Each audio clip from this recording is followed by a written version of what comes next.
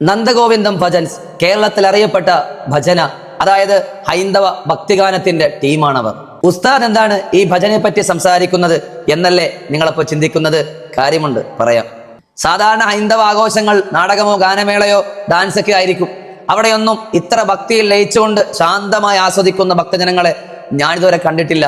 നിങ്ങളും അങ്ങനെയല്ലേ? അതുകൊണ്ട് തന്നെ ഇവരുടെ പരിപാടികൾ വഴക്കോ അടികളോ പ്രശ്നങ്ങളോ ഒന്നുമില്ല എന്നൊരു അഭിപ്രായം ഞാൻ പറയുകയാണ്.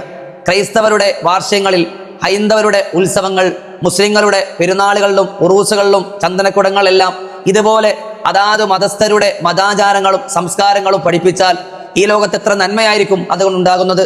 കാരണം ലോകത്തൊരു മതങ്ങളും ഇവിടെ തീവ്ര ഭീകരവാദ പ്രവർത്തനങ്ങൾ പഠിപ്പിക്കുന്നേയില്ല. കാരണം ഹൈന്ദവ മതം ലോകത്തോട് പഠിപ്പിക്കുന്ന എന്താ? രാമായണം രചിച്ച വാൽമീകി മഹർഷി കൊല്ലാൻ നിൽക്കുന്ന മലവേടനോട് പറയുന്നു, മാനിസാധ, നീ ആ കുഞ്ഞു കുരുവിയെ കൊല്ലല്ലേ കാട്ടാള എന്ന മാനവികതയാണ് പഠിപ്പിച്ചത്. ക്രൈസ്തവരോ സന്മനസ്സുള്ളവർക്ക് സമാധാനം, ലോകത്തെല്ലാവർക്കും ശാന്തി എന്ന സൗന്ദര്യത്തിന്റെ പ്രഖ്യാപനം. പരിശുദ്ധമായ ഇസ്ലാമോ അല്ലാഹുമ്മ അന്തസ്സലാം വമിങ്കസ്സലാം വഇലൈക ഇർജിഉസ്സലാം, സമാധാനത്തിന്റെ സൗന്ദര്യമാണ് പരിശുദ്ധമായ ഇസ്ലാം പഠിപ്പിക്കുന്നത്. അള്ളാഹുവിന്റെ റസൂലും അതായത് പ്രവാചകരും അനുയായികളും സഞ്ചരിച്ചു പോകുന്ന വഴിയിൽ വല്ലാതെ തണുപ്പുള്ള ഒരു പ്രദേശത്ത് അവർ ഒരുമിച്ച് കൂടുകയാണ്.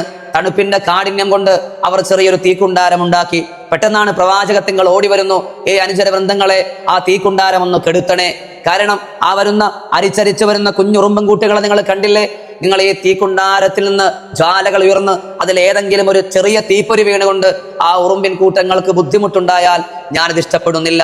കാരണം വമാ അർസൽനാക ഇല്ലാ റഹ്മത്തൽ ലിൽ ആലമീൻ, മാലോകർക്ക് മുഴുവൻ, അതിൽ ജന്തുജാലങ്ങൾക്കും മനുഷ്യർക്കും മൃഗങ്ങൾക്കും സർവ്വചരാചരങ്ങൾക്കും കാരുണ്യമായിട്ടാണ് ലോകത്തിന്റെ ദൈവം അല്ലാഹു എന്നെ ഈ പ്രപഞ്ചത്തിലേക്ക് പടച്ചിട്ടുള്ളത്, വിട്ടിട്ടുള്ളത്.